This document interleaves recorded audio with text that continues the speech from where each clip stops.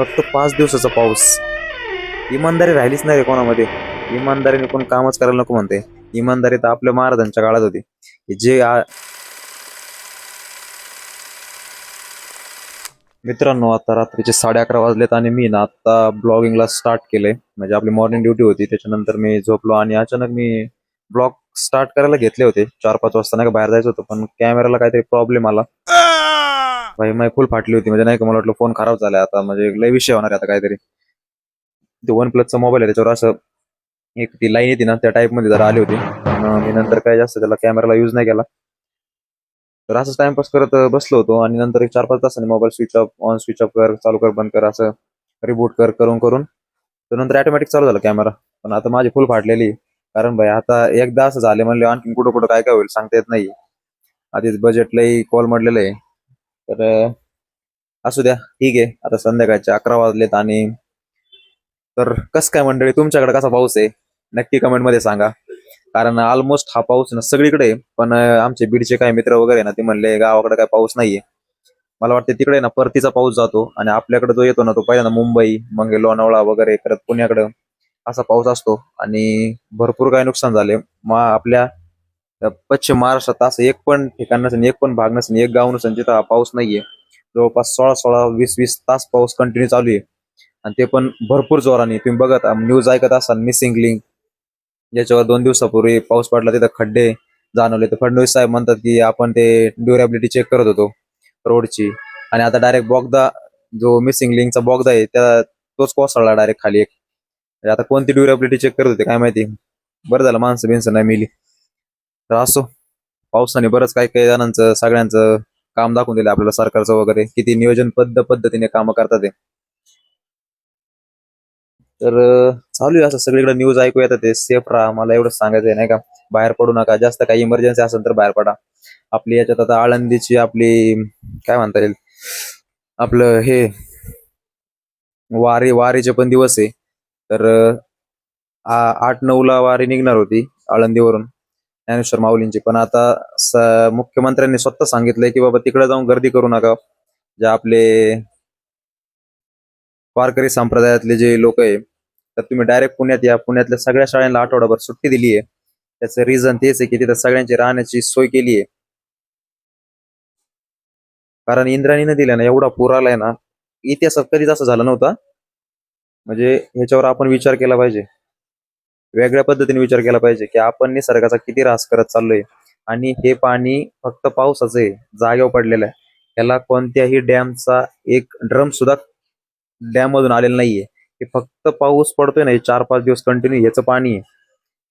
म्हणजे तुम्ही विचार करा किती परिस्थिती भयानक आहे. म्हणजे ते इतिहासात होत नाही, ते आता व्हायला लागले. तर खरंच आपण विचार केला पाहिजे या गोष्टींचा पण. तर काय मित्रांनो, मग जेवण वगैरे झालंय. आता आलतो, आता म्हणलं काहीतरी आपला ब्लॉग बनवला पाहिजे. तुम्ही बघू शकता यार, म्हणजे ना एवढे कपडे सुद्धा वाळत नाहीये, काहीच होत नाहीये. पाऊस काय म्हणजे आता कधी कधी सूर्यप्रकाश येईल काय माहिती. आधी पहिला पाऊस येत नव्हता तर लोक म्हणायचे पाऊस आहे ना. त्याच्यानंतर काय काय लोकांनी संशोधन केलं होतं, जांभळाचा सडा पडला, यावर्षी दुष्काळच पडणार आहे, दोंड्याचा महिना असतो, ते वर्ष असंच जातं, उशिरा पाऊस येतो आणि मग उशिरा लेट लेट संपतो.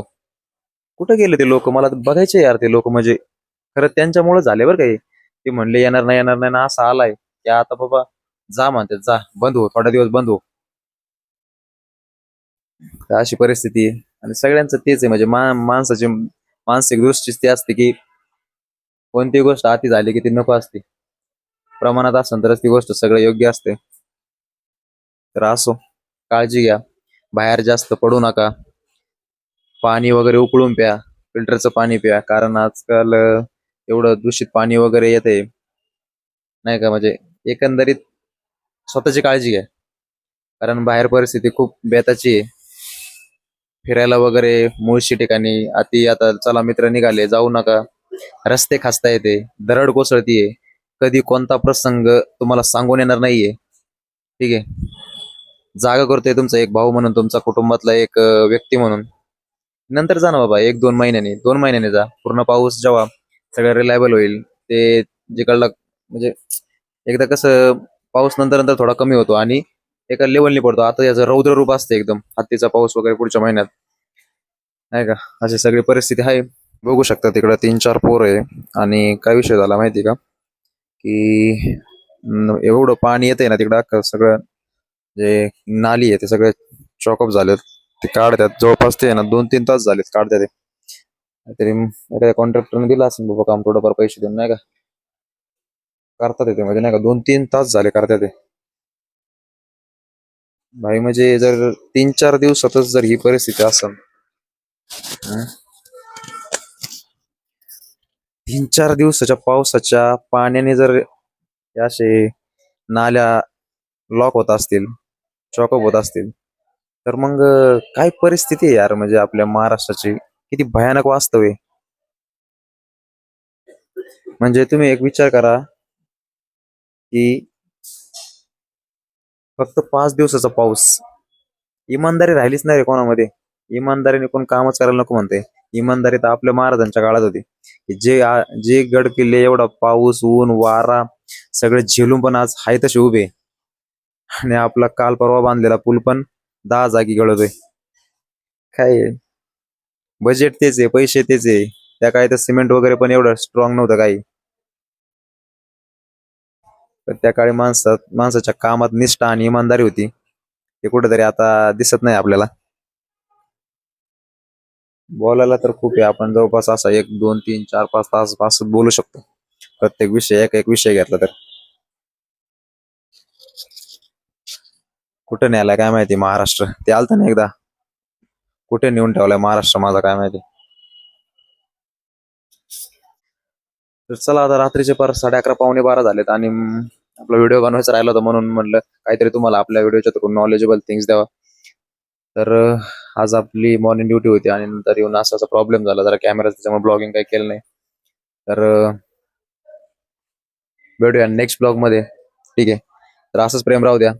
तर आपल्या चॅनलवर जर तुम्ही नवीन असाल तर चॅनलला फॉलो करा, सबस्क्राईब करा, आणि आपल्या व्हिडिओला शेअर करा. भेटूया नेक्स्ट ब्लॉग मध्ये. Thank you so much for watching. Bye bye.